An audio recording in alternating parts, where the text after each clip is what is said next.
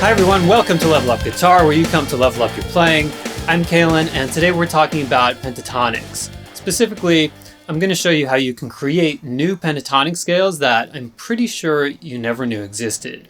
And in case you're wondering, no, I'm not just talking about the standard 5 positions. In addition, I'm also going to show you how you can repurpose a pentatonic scale and turn it into something different just based on understanding how to use it in a new context. Alright, so this is going to be 3 pentatonic tricks I bet you didn't know. I'm going to start right out by telling you what they are, and we're going to talk a little bit in detail about each one. So the first one is the sus chord secret, second one is the Mixolydian mix, and the last one is the bad as blues pentatonic. And it's interesting because I was talking to a student about this who asked me, well, how come I've never heard of these before? Are these just names that you're giving to regular minor pentatonic scales? And I said, well, no, well, kind of. Okay, the first one, the sus chord secret, is just a regular pentatonic scale.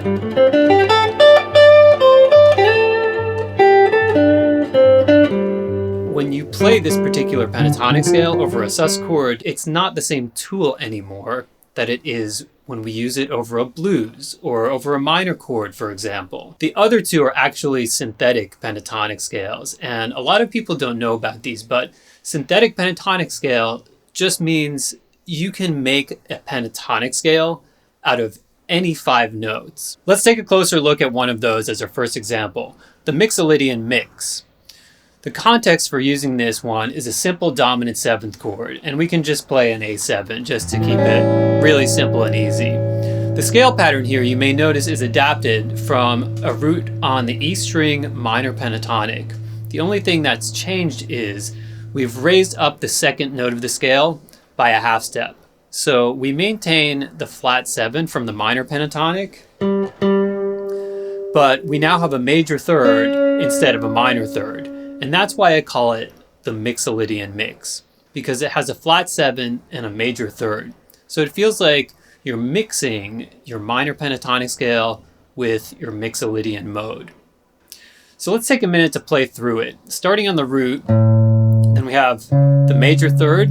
Then on the A string, we have the 4th, the 5th, the flat 7, and then we're back on the root. Looking at the next octave of the scale, here's where I really like how the finger pattern falls on the fretboard. Just playing up to the high E string and back down.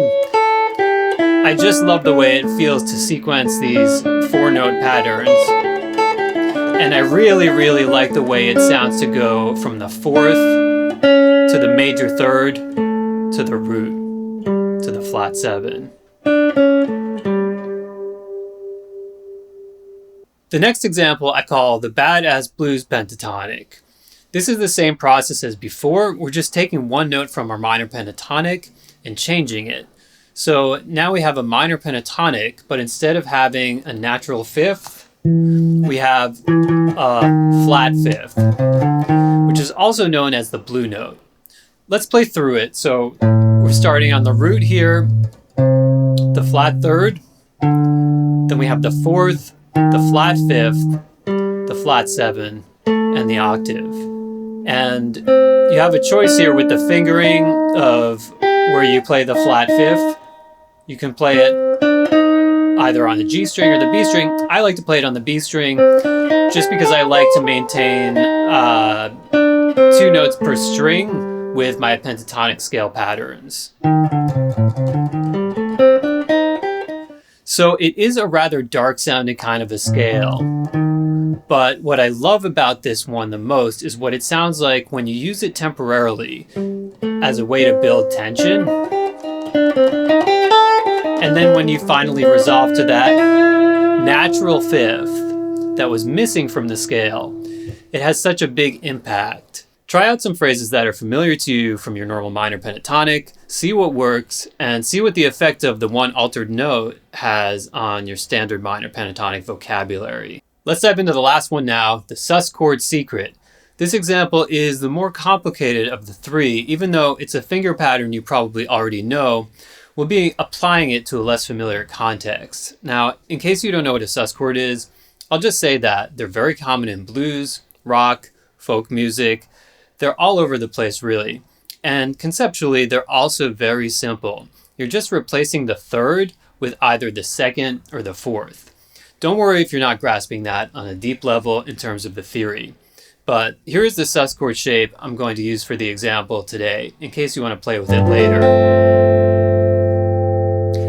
So this is a G7 sus type of chord, and the trick is that you can play a minor pentatonic a fifth up from the root of that chord. So in this case, going a fifth up brings us to a D on the A string. So we're going to play a D minor pentatonic scale, and you can even jump up to 10 at the end if you want to grab that extra note. Let's hear it in context a little bit. I'll get a G sus kind of a sound going here.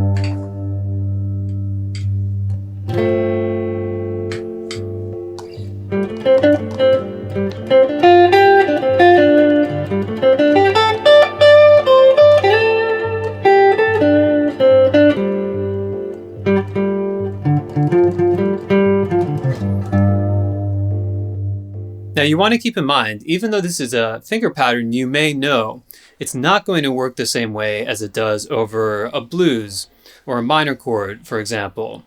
So even if you already know this scale shape, you now get to use it to develop a new set of vocabulary. So that's it, some new ways to use and to create pentatonic scales.